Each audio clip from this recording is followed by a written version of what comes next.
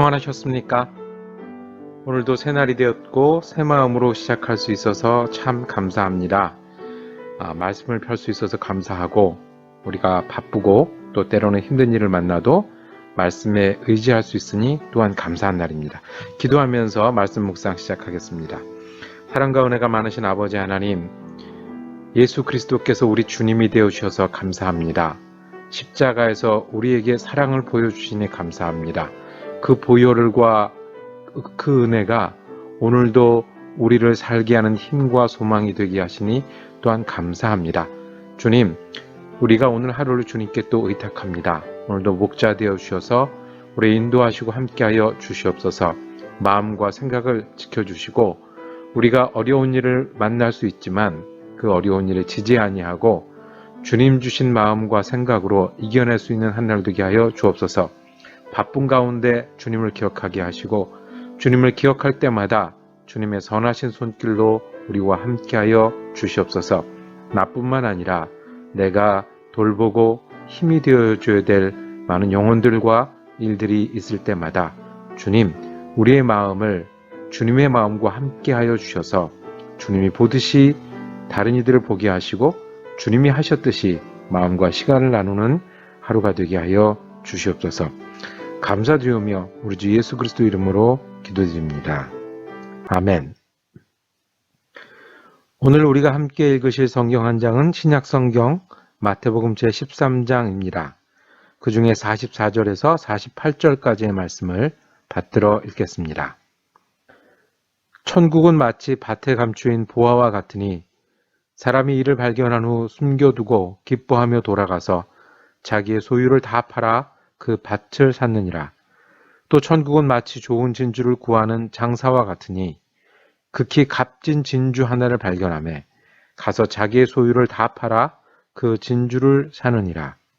또 천국은 마치 바다에 치고 각종 물고기를 모으는 그물과 같으니 그물에 가득함에 물가로 끌어내고 앉아서 좋은 것은 그릇에 담고 못된 것은 내버리느니라. 아멘. 오늘 마태복음 13장 말씀을 읽으면서 우리가 보화를 찾은 사람이라는 제목으로 은혜 나누기를 원합니다. 마태복음 13장은 별명이 있습니다. 예수님의 천국 비유장입니다. 씨 뿌리는 비유가 여기 나옵니다.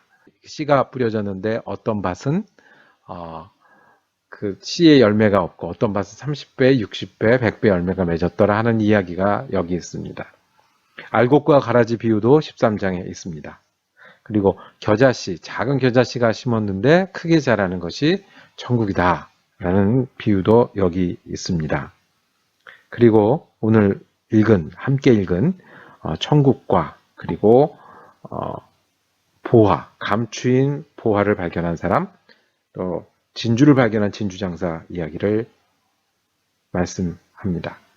그 중에 우리가 잘 알지만, 그리고 설교도 들어봤고 공부도 해본 이야기지만 오늘 우리가 다시 보기 원하는 말씀은 밭에 감춘 보화를 찾은 사람 이야기입니다.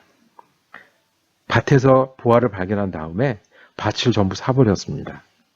밭을 사기 위해서 들인 비용보다 그 안에 숨겨진 보화가 더 소중하고 가치 있다는 것을 알기 때문에 그렇습니다. 그래서 밭을 사는 게 아깝지 않은 거죠. 또 나온 비유는 진주 장사입니다. 이 진주 장사는 값진 진주를 알아보는 눈이 있습니다. 그러다가 발견했습니다. 자기의 모든 재산을 팔아서 이 진주를 차지했습니다. 그래도 기뻤을 겁니다. 그래도 잘했다고 생각했을 겁니다. 왜냐하면 진주 장사는 이 진주의 가치를 알거든요. 얼마나 소중하고 얼마나 값어치가 있고, 그리고 지금 이렇게 재산을 팔아서 사두면 그것이 나중에 어떻게 크게 돌아오는지를 알기 때문에 그렇습니다.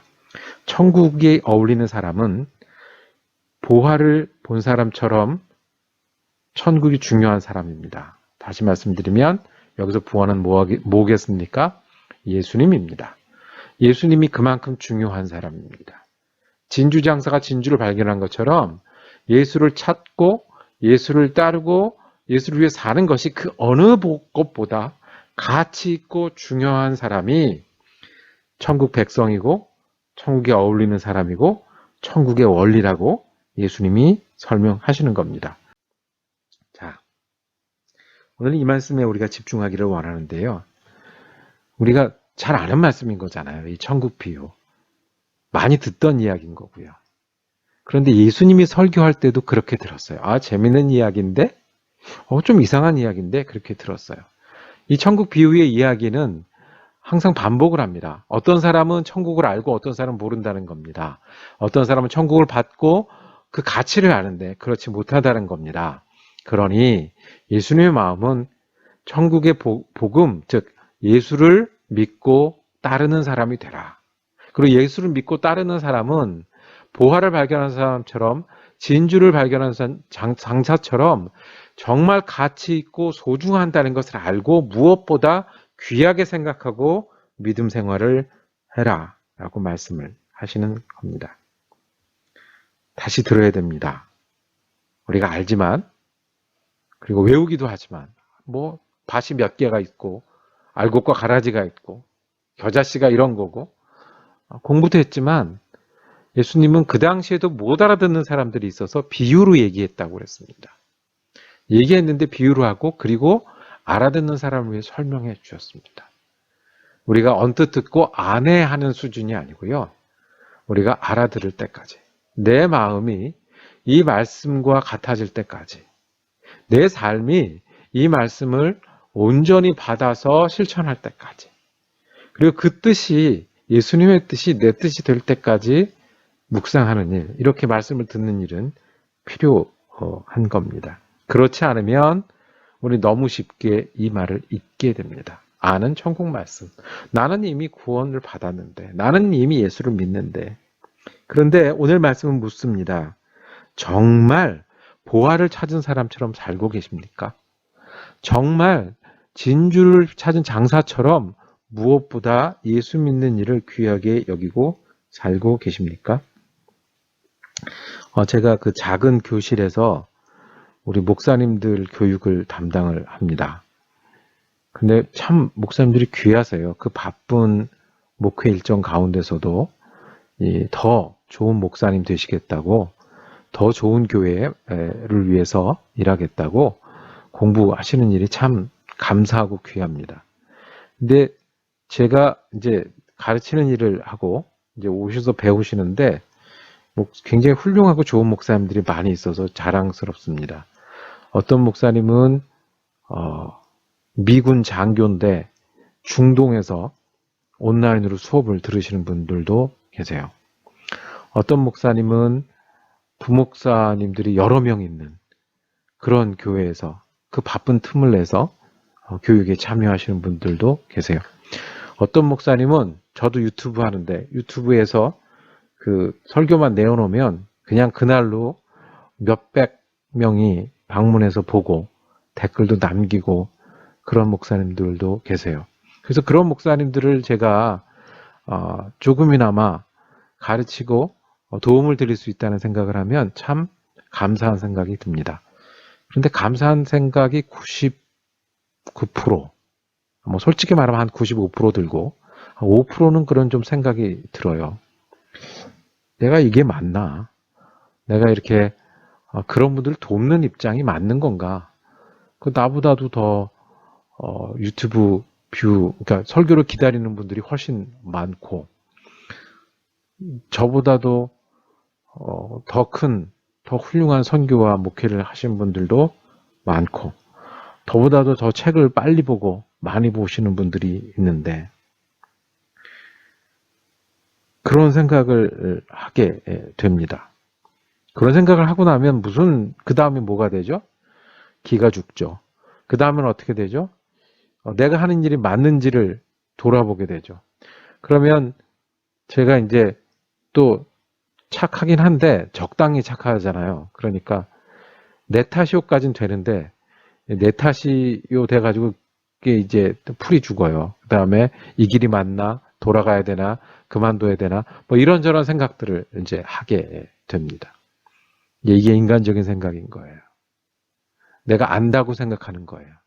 예수님의 말씀을 듣고는 있는데 제대로 알아듣지 못하는 거예요. 그래서 예수님이 비유를 따로 설명해 줘야 되는 사람이 이런 마음인 거예요. 어떤 설명이요? 예수님의 말씀을 잘 들으면요.